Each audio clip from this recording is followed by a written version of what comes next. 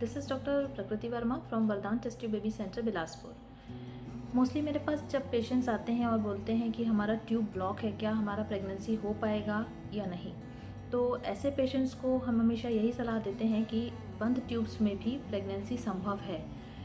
Usually जब किसी lady की बच्चेदानी में 2 ट्यूब्स रहती हैं, जिसमें कि दोनों ट्यूब्स में ऑल्टरनेट फर्टिलाइजेशन हो सकता है। यानी जब कोई शुक्राणु और अंडाणु जो होते हैं वो ट्यूब्स में ही संपर्क में आते हैं और वहीं पर भ्रूण बनता है। 2-3 दिन तक भ्रूण वहीं रहता है। उसके बाद चौथे दिन वो बच्चेदानी में ट्रांसफ़र होता है और वहाँ आगे का उसका डेवलपमेंट होता है। तो अगर कोई भी लेडी की ट्यूब्स ब्लॉक हैं तो उसका फर्टिलाइजेशन नहीं होगा और उसकी प्रेगनेंसी होना संभव नहीं होगा।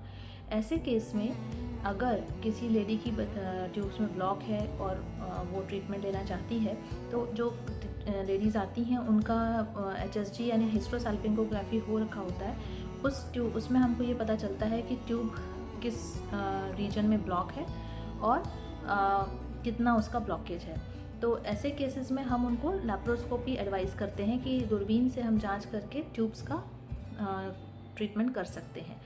यानी जो सिंपल ब्लॉक होते हैं जिनमें कि साधारण सा कचरा फंसने से या कोई और सामान्य ब्लॉक रहता है, तो वो ट्यूबल कैन्युलेशन के द्वारा उसको खोला जा सकता है।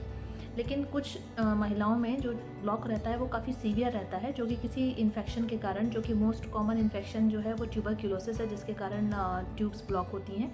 तो उस केस में हमको देखना पड़ता है कि टीबी का एक टेस्ट कराना होता है, जिसमें हम बच्चेदानी का सैंपल लेते हैं अंदर से और उसको सैम्पलिंग के लिए भेजते हैं।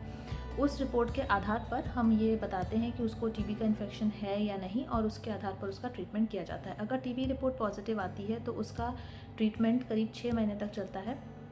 उसके बाद ही उनकी आगे की ट्रीटमेंट कंटिन्यू की जाती है।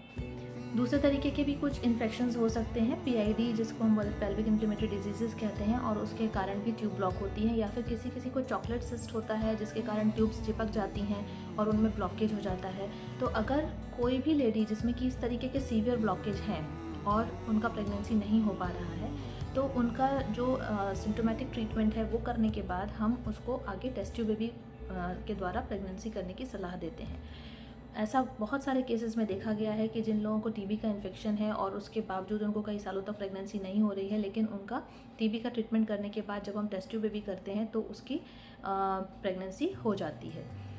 ऐसे भी कई पेशेंट्स होते हैं जिनमें टीबी बहुत ज़्यादा सीवियर हो जाता है और उनमें ट्यूब्स में पानी भर जाता है। तो ऐसे भी पेशेंट्स होते हैं जिनका ट्रीटमेंट टेस्ट ट्यूब बेबी के द्वारा किया जाता है, जिसको हम हाइड्रोसैल्पिंग्स कहते हैं, और उसको हम पहले ट्यूब्स का ट्रीटमेंट करके एंटी ट्यूबरकुलर ड्रग्स देके और फिर आगे हम टेस्ट ट्यूब बेबी प्रक्रिया करते हैं।